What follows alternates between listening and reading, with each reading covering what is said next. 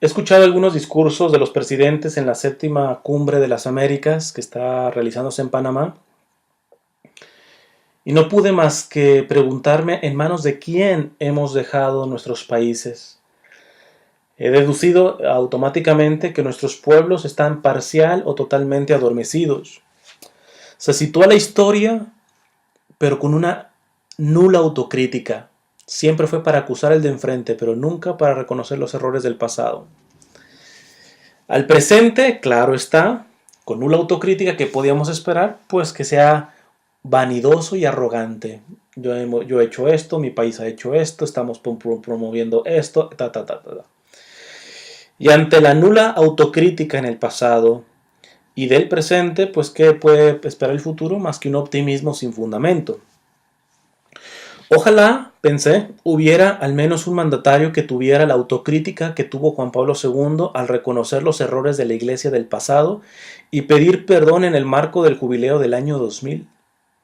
O de Benedicto XVI, que le tocó decir los errores del presente. Y no solamente eso, sino se atrevió a decir que la Iglesia de Cristo es el rostro de Cristo y que el rostro de Cristo estaba desfigurado. Sí, la Iglesia que él dirigía, desfigurada. Pero nos encanta a nosotros pavonearnos, incluso en muchos sectores de la iglesia. Esto no solamente es de los políticos y de los economos y de los empresarios y sociólogos. Hay que empezar con la realidad de que esto de pavonearnos en un presente o en las glorias solamente del pasado, pero no vemos la porquería que también hay en el pasado, pues también nos toca un poquito o un muchito en la iglesia.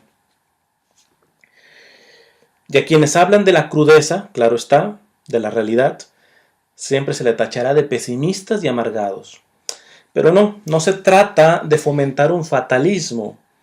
Ese mismo Benedicto XVI que se atrevió a desnudar la crisis de la Iglesia, a denunciar la dictadura del relativismo y de confrontar a los estados del mundo, también escribió una de las más bellas y profundas encíclicas que a lo menos yo haya leído, Spe Salvi, Salvados por la Esperanza.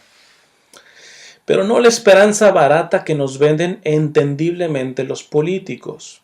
Digo entendiblemente porque a los políticos, a la política en sí misma no se le puede pedir tanto. Ni el más honesto sistema político puede dar esa esperanza. Sus esperanzas siempre serán caducas. Pero lo que sí puede hacer es comenzar a reconocer, como decía Benedicto XVI, que hoy el primer marginado es Dios. Eso sí lo pueden hacer los sistemas políticos. Eso sí lo puede hacer la sociedad. Eso sí lo puede hacer la iglesia. El primer marginado es Dios. ¿Y por qué lo digo? Porque el hombre se ha convertido en Dios de sí mismo y maquillado de ideologías, posturas políticas, incluso de una falsa religiosidad, ha traído la debacle moral y ética, sin la cual el ser humano pierde de algún modo su humanidad. Si las sociedades no despiertan de su letargo, pero no con el revolucionismo barato, y aquí déjenme contarse un pequeño paréntesis, ¿a qué me refiero con este revolucionismo barato? En México, pues, no sé, los que estén enterados de la crisis que está pasando, política, social, inclusive cultural, religiosa también, eh, han salido pues varios grupos eh, aparentemente críticos, apartidistas, y yo me di a la tarea de contactar a algunos para poder entrevistarlos, porque me parece que es una buena iniciativa, un aspecto de reacción al ver que hay un totalitarismo por parte del gobierno, de ciertas empresas, etcétera.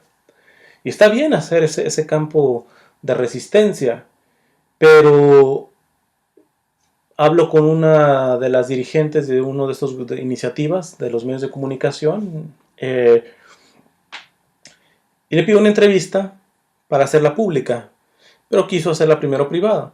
Y pues ya veo por dónde, porque le dije, oye, tú declaras y peleas por la justicia. ¿Esa justicia alcanza a los no nacidos, por ejemplo? Por mencionar algo. No nos postulamos en ese tipo de cuestiones, etc. Es decir, que estos grupos tienen muy buena intención si quieren. Hay unos que ya están torcidos desde, desde el principio.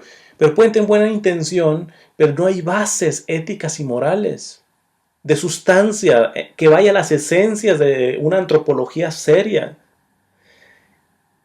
Y entonces estos grupos terminarán convirtiéndose tarde o temprano, no necesito ser profeta, tarde o temprano se convertirán en aquello que criticaron, que juzgaron. Por lo tanto, si la sociedad no despierta de su letargo, pero no lo debe despertar con un revolucionismo barato, como este tipo de iniciativas, bien intencionadas, pero sin fundamento, sin sustento. Es justicia para unos pocos, es básicamente una ideología buenista, pero ingenua. Si no hacemos esto, si no tomamos con seriedad, nos maldecirán las generaciones futuras por haberles heredado una sociedad libertina en vez de una sociedad libre. Mucha diferencia entre el libertinaje y la libertad. Decía Benedicto XVI, si no sabemos lo que es verdad, no podemos saber lo que es bueno o lo que es malo. Y este es el problema, que la verdad ontológica del ser humano, la verdad objetiva mediante la dictadura del relativismo, ya son verdades, ¿no? Pues bien, si queremos despertar y contribuir sustancialmente desde nuestra condición y vocación concreta, debemos comenzar a abrir espacio a la verdad con mayúscula, a que esta verdad nos confronte, pero a la vez nos va a motivar y nos va a transformar. En nuestro caso, como cristianos, sabemos que la verdad no es algo, sino alguien.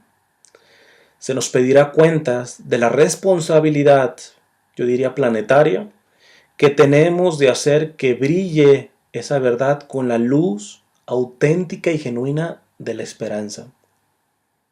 Evidentemente no la esperanza barata de la que les acabo de decir. Esa esperanza que es trascendente, esa esperanza que nadie ni nada la puede quitar, que ha tocado la sustancia del ser humano y que evidentemente viene de aquel que es la verdad con mayúscula. Basta de hablar de derechos humanos al margen de los deberes humanos. No, yo no estoy justificando tantas violaciones de derechos humanos que hay en los países, pero quiero ponerlas en el contexto de que se violan principalmente porque se han desligado de los deberes humanos. Todo el mundo habla de sus derechos, nadie de sus deberes.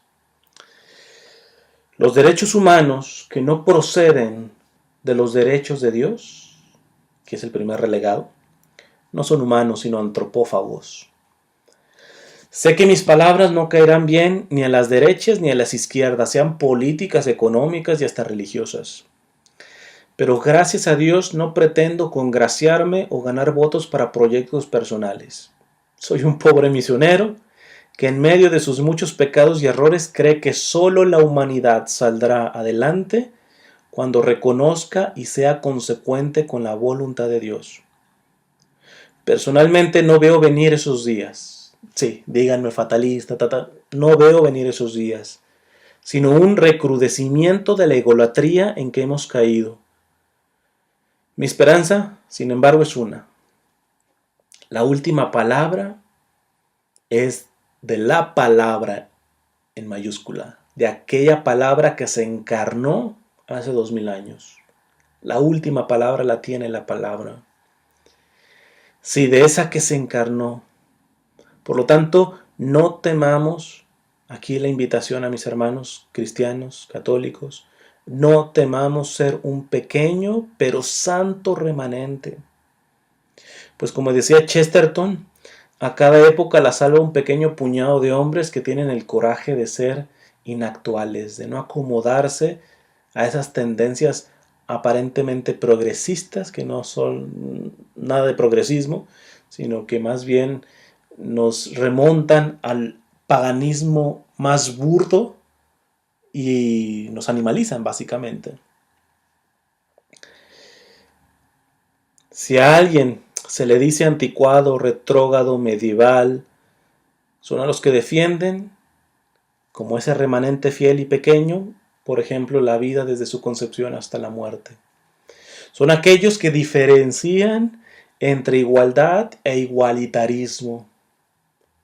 porque de la misma manera que es injusto tratar dos cosas iguales de manera desigual, también es injusto tratar dos cosas desiguales de manera igual, cosa que estamos haciendo. Hemos desbaratado el matrimonio. ¿Por qué? Porque la verdad ya solamente está en la egolatría de un ser humano que se ha vuelto Dios de sí mismo. Ojalá que esto nos ayude a sacudir nuestra conciencia. Me parece que estamos demasiado adormilados. Y evidentemente, les repito, yo no estoy pretendiendo que hagamos como unos grupos revolucionarios. No, no va por ahí la cosa. La revolución, el cambio, ya lo diría el Papa Francisco, se da en la santidad de vida. En una santidad de vida concreta, en el matrimonio, en la vida consagrada, en la vida célibe, en el trabajo. Y esto va a exigir, evidentemente, diría Benedicto XVI, en una de las jornadas mundiales de la juventud, que los jóvenes de hoy se den cuenta que tienen que tener una fe muchísimo más fuerte que la que tenían sus padres, porque los retos que se nos vienen son muchísimo más fuertes que los que tuvieron que afrontar nuestros padres, nuestros abuelos. Mientras seguimos embabucados en el pan y el circo que nos dan las sociedades, es decir, preocupados solamente en qué comer y en qué entretenernos, en proyectos personales, egoístas y muy buenos, yo me he ganado mi dinero y estudio, etcétera, pero yo, no la vamos a pasar, no la vamos a pasar, y principalmente porque creo que los tiempos, como les he dicho, se vendrán más fuertes, serán más complicados, y solamente los que estén cimentados fuerte y fielmente, en medio de los defectos y pecados que tengamos, pero fuerte y fielmente aquel que es la verdad, solamente así podremos dar la cara por este mundo que se nos desbarata, aunque sigamos en una burbuja que parece ser muy optimista. La cosa no va por ahí. En fin, Dios te bendiga.